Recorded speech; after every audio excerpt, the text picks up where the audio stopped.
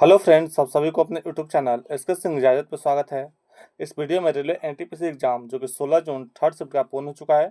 चलिए इसके सभी क्वेश्चन को हम लोग देख लेते हैं। उससे पहले यदि आप मेरे चैनल पर न्यू है तो आप लोग चैनल को सब्सक्राइब और कर लें, क्योंकि जब भी मैं ऐसे वीडियो लाएँ आप लोग को तुरंत से मिल जाए। यहाँ पर आज क्वेश्चन पूछा गया था, who is the new deputy governor of RBI, यानी हाल ही में भारतीय रिजर्व बैंक की नई डिप्टी गवर्नर किसे नियुक्त किया गया है।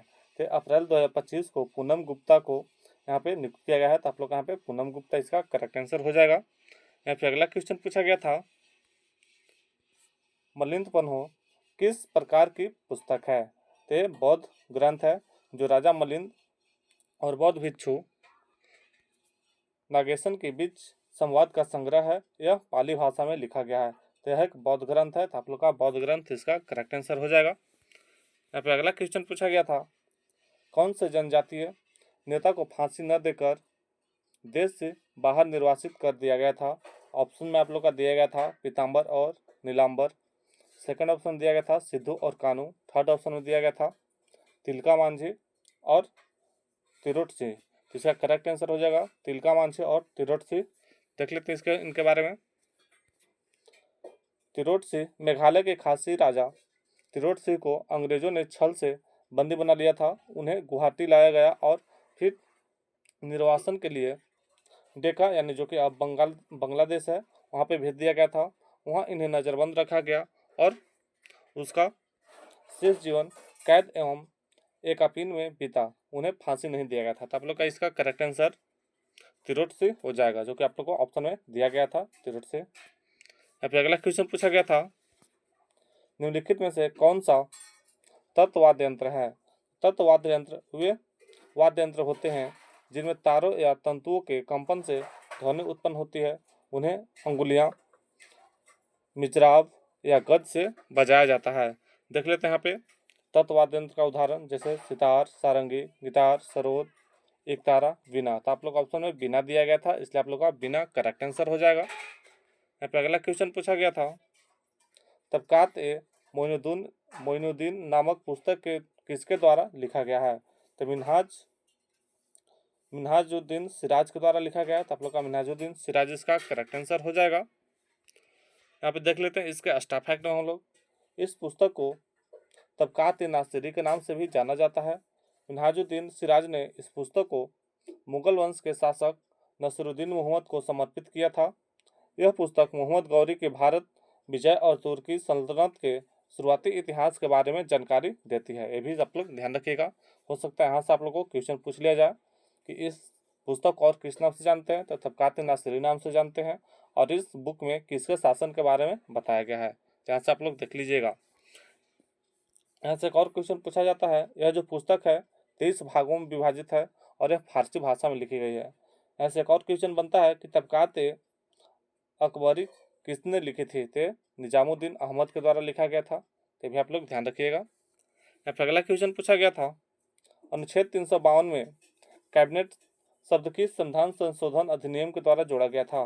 तो 44वें संविधान संशोधन अधिनियम के द्वारा जोड़ा गया था। तो आप लोग का 44वें संविधान संशोधन अधिनियम करेक्ट आंसर हो जाएगा, जो कि 1968 में हुआ था। ये भी आप लोग ध्यान रखिएगा। यहाँ से अनुच्छेद 352 से भी क्वेश्चन पूछा जाता है, भारतीय संविधान में राष्ट्रीय आपातकाल से संबंधित है। यह अनुच्छेद राष्ट्रपति को युद्ध, बाहरी आक्रमण या सशस्त्र विद्रोह की स्थिति में आपातकाल की घोषणा करने का अधिकार देता है। यह भी आप लोग ध्यान रखिएगा। यहाँ पे अगला क्वेश्चन पूछा गया था, निःशुल्क कानूनी सहायता के बारे में संविधान का कौन सा अनुच्छेद कहता है।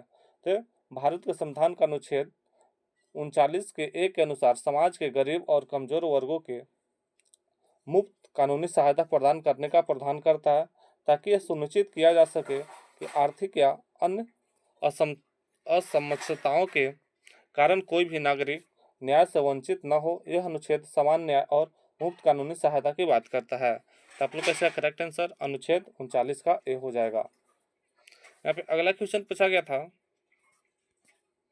पावर पॉइंट में एक नया प्रेजेंटेशन खोलने के लिए किस पर हम लोग क्लिक करना होगा।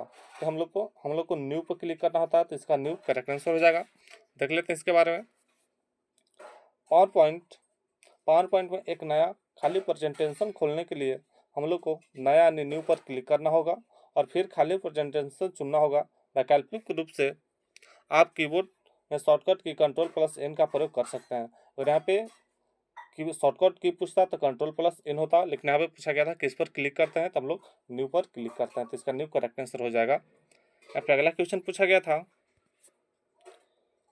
भारत में जनजाति कितने हैं? तो अनुसूचित जनजातियां यानी एसटी भारत की आबादी का लगभग 8.6% या लगभग 10.4 करोड़ लोग हैं। भारतीय संविधान के अनुच्छेद 342 के तहत 730 से अधिक अनुसूचित जनजातियों को अधिसूचित किया गया है। तो आप लोग का ऑप्शन में 730 दिया गया था, तो इसलिए आप लोग का यहाँ पे 730 करेक्ट आंसर हो जाएगा। देख लेते हैं, पूछा जाता है कि 2011 की जनगणना के अनुसार भील जनजाति भारत का सबसे बड़ा जनजातीय समूह है, जो कि कुल अनुसूचित जनजाति का आबादी का लगभग 38% है। तो आप लोग से एग्जाम में पूछा जाता है कि भारत का सबसे बड़ी जनजाति कौन है, तो भील होता है। इसको भी आप लोग ध्यान रखिएगा। यहाँ पे अगला क्वेश्चन पूछा गया था, भारत के पूर्व से पश्चिम की लंबाई कितनी है? तो भारत के पूर्व से पश्चिम की लंबाई लगभग 2933 किलोमीटर है। तो आप लोग का 2933 किलोमीटर करेक्ट आंसर हो जाएगा।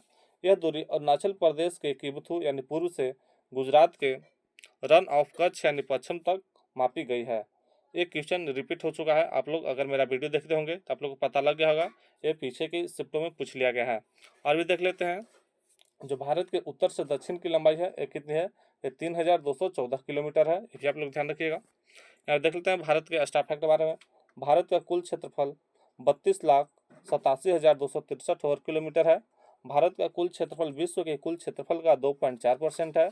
भारत क्षेत्रफल की दृष्टि से विश्व का 7वां सबसे बड़ा देश है।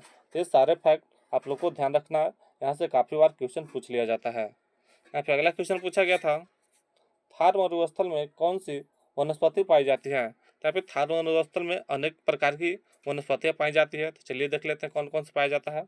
जैसे कि खिजड़ी पाया जाता है, रोहिड़ा पाया जाता है, कुमुद पाया जाता है, जाल पाया जाता है और यहाँ पे बेर भी पाया जाता है। तो आप लोग बताइएगा कि आप लोग को ऑप्शन में क्या दिया गया था। इसका तो हमें एग्जैक्ट ऑप्शन नहीं मिल पाया है, बाकी यहाँ पे बता दिए हैं कि जो थार मरुस्थल में कौन कौन सी वनस्पतियाँ पाई जाती हैं। इसके अलावा और भी पाई जाती हैं जो हमने यहाँ पे नहीं कर पाया, बहुत सारे यहाँ पे पाए जाते हैं। तो आप लोग बताइएगा ऑप्शन में क्या दिया गया था। यहाँ पे अगला क्वेश्चन पूछा गया था, वेब शिखर सम्मेलन 2025 जो कि 10 से 13 नवंबर को कहाँ पे आयोजित किया जाएगा? तो पुर्तगाल के लिस्बन में किया जाएगा। तो आप लोग का लिस्बन इसका करेक्ट आंसर हो जाएगा। यहाँ पे अगला क्वेश्चन पूछा गया था, the keyboard shortcut to save a workbook in Excel यानी कि कार्य पुस्तिका यानी वर्कबुक को सहेजने के लिए किस शॉर्टकट कुंजी का हम लोग प्रयोग करते हैं? तो Ctrl+S का प्रयोग करते हैं। तो आप लोग का Ctrl+S करेक्ट आंसर हो जाएगा। ये भी क्वेश्चन रिपीट हुआ है क्योंकि अभी पिछले शिफ्टों में पूछ लिया गया है। तो आप लोग मेरा वीडियो देखते होंगे तो आप लोग का सब क्वेश्चन आसानी से वहाँ पे सही हो गया होगा। यहाँ पे अगला क्वेश्चन पूछा गया था, शिवालिक पहाड़ी कहाँ से कहाँ तक फैला हुआ है? तो शिवालिक पहाड़ियाँ यानी बा हिमालय पश्चिम में सिंधु नदी यानी पाकिस्तान से लेकर पूर्व में ब्रह्मपुत्र नदी यानी असम तक लगभग 2400 किलोमीटर की लंबाई में फैली हुई है।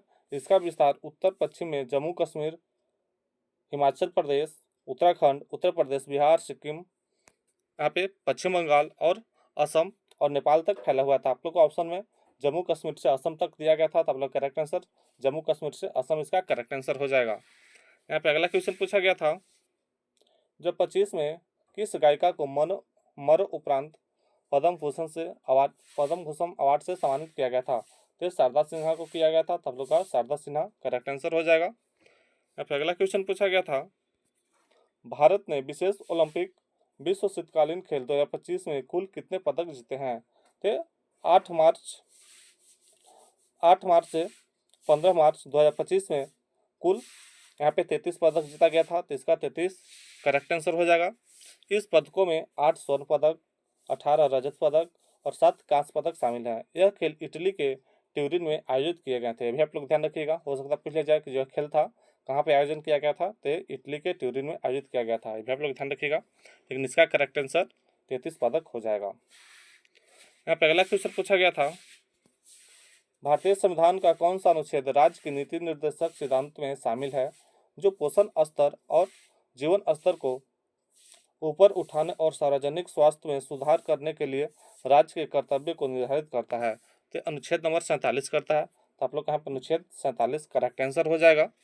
फिर अगला क्वेश्चन पूछा गया था, कांग्रेस ने 1905 अधिवेशन के बाद कौन सा अधिवेशन शुरू किया था? तो कांग्रेस ने 1905 के बनारस अधिवेशन, जो कि इसका अध्यक्ष है गोपाल कृष्ण गोखले, के बाद 1906 में कलकत्ता अधिवेशन शुरू किया था, जिसकी अध्यक्षता दादा भाई नौरोजी ने की थी। इस अधिवेशन में स्वराज शब्द का पहली बार प्रयोग किया गया था और स्वदेशी आंदोलन का समर्थन किया गया था।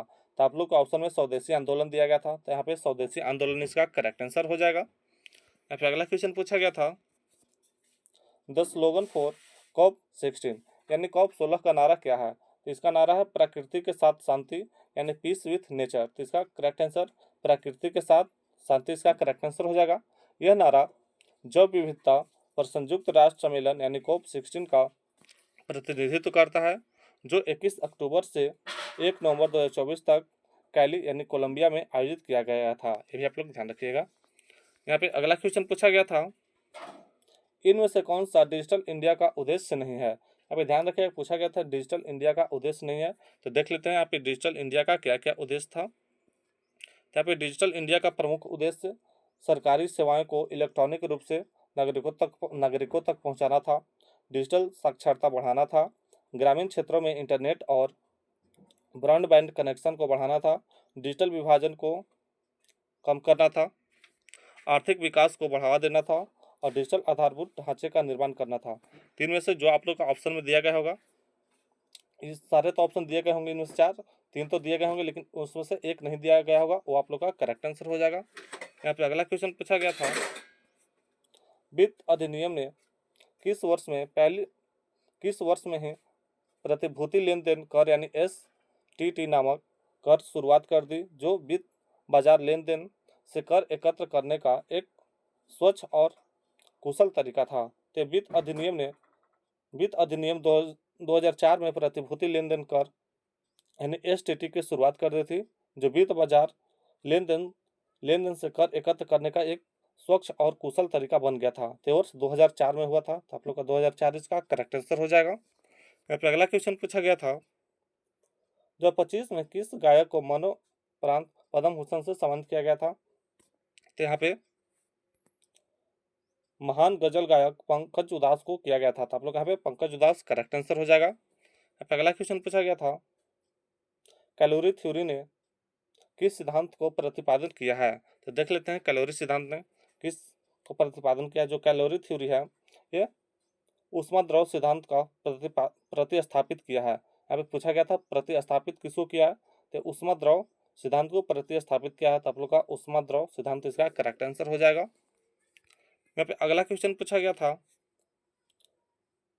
द शॉर्टकट की for creating a new presentation in Microsoft power point is, यानी MS पावर पॉइंट में नई प्रेजेंटेशन बनाने के लिए किस शॉर्टकट की का हम लोग उपयोग करते हैं? तो Ctrl+N का करते हैं। तो यहाँ पे Ctrl+N करेक्ट आंसर हो जाएगा। तो अगला क्वेश्चन पूछा गया था, which is the best airport in the world, यानी 2025 में विश्व का सर्वश्रेष्ठ हवाई अड्डा कौन सा है? तो सिंगापुर चांगी हवाई अड्डा है। तो आप लोग का सिंगापुर का चांगी हवाई अड्डा करेक्ट आंसर हो जाएगा। इसे लगातार 13वीं बार यह किताब मिला है, आप लोग ध्यान रखिएगा। यहाँ पे अगला क्वेश्चन पूछा गया था, बजट में लघु उद्योग का क्राइटेरिया यानी वर्गीकरण मापदंड को कितना किया गया है? आप लोग को ऑप्शन में दिया गया था 100 करोड़, 150 करोड़, 500 करोड़ और 200 करोड़। तो इसका करेक्ट आंसर 100 करोड़ हो जाएगा। केंद्रीय बजट 2025-26 के अनुसार लघु उद्योग यानी MSME के लिए निवेश सीमा को बढ़ाकर 100 करोड़ रुपए कर दिया गया है। पहले यह सीमा 40 करोड़ रुपए थी, जिसे 2.5 गुना यानी 2.5 गुना बढ़ाया गया है, ताकि अधिक उद्योग इस श्रेणी में आ सके और सरकारी प्रोत्साहन का लाभ उठा सके। तो आप लोग यहाँ पे 100 करोड़ करेक्ट आंसर हो जाएगा। यहाँ पे अगला क्वेश्चन पूछा गया था, निम्नलिखित में से किस चीनी यात्री ने मैत्रक शासक शिलादित्य का उल्लेख किया है? तो मैत्रक शासक शिलादित्य का उल्लेख चीनी यात्री हेनसोंग ने किया है। तो आप लोग यहाँ पे हेनसोंग करेक्ट आंसर हो जाएगा। हेनसोंग ने वल्भिया ने जो अभी गुजरात की यात्रा के दौरान मैत्रक शासक शिलादित्य और उसके राजा का वर्णन किया है। तो आप लोग यहाँ पे हेनसोंग करेक्ट आंसर हो जाएगा। यहाँ पे अगला क्वेश्चन पूछा गया था, नागरिक संशोधन अधिनियम 2019 में किस धर्म को बाहर रखा गया था? तो नागरिकता संशोधन अधिनियम 2019 यानी CAA में मुस्लिम धर्म को बाहर रखा गया था। तो आप लोग का मुस्लिम धर्म करेक्ट आंसर हो जाएगा। यह अधिनियम पाकिस्तान, बांग्लादेश और अफगानिस्तान से आए हिंदू, सिख, बौद्ध, जैन, पारसी और ईसाई धर्म के लोगों को भारतीय नागरिकता देने का प्रावधान करता है, लेकिन मुस्लिम समुदाय के शामिल लोगों को यहाँ पे प्रावधान नहीं किया गया था। तो आप लोग का मुस्लिम धर्म यहाँ पे करेक्ट आंसर हो जाएगा। यहाँ पे अगला क्वेश्चन पूछा गया था, आगरा में स्थित जहांगीरी महल का निर्माण किस पत्थर से किया गया है? तो लाल बलुआ पत्थर से किया गया है। तो आप लोग का लाल बलुआ पत्थर इसका करेक्ट आंसर हो जाएगा। यहाँ पे अगला क्वेश्चन पूछा गया था, हाल ही में सेवासी ठीकरीवाला की 42वीं पुण्यतिथि मनाई गई, यह किस आंदोलन से संबंधित है? तो सेवासी ठीकरीवाला अकाली आंदोलन और रियासती प्रजामंडल आंदोलन से संबंधित है। ये पंजाब के प्रसिद्ध अकाली नेता और गुरुद्वारा सुधार तथा रियासतों में प्रजामंडल की स्थापना करने के लिए सक्रिय रहते हैं। तो आप लोग को ऑप्शन में दिया गया था रियासती प्रजामंडल आंदोलन। तो आप लोग का ये वाला करेक्ट आंसर हो जाएगा, रियासती प्रजामंडल आंदोलन। यहाँ पे अगला क्वेश्चन पूछा गया था, 2016 में गठित एनके सिंह समिति का उद्देश्य क्या था?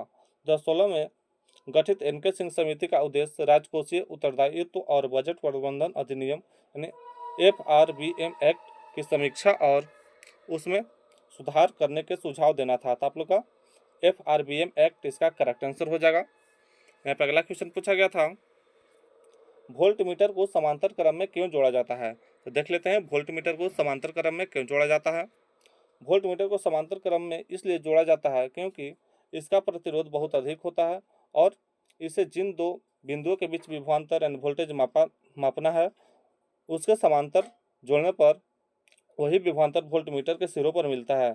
यदि वोल्ट मीटर को श्रेणी क्रम में जोड़ दिया जाए तो सही विभवांतर नहीं दिखाएगा, इसलिए इसे हमेशा समांतर क्रम में जोड़ा जाता है।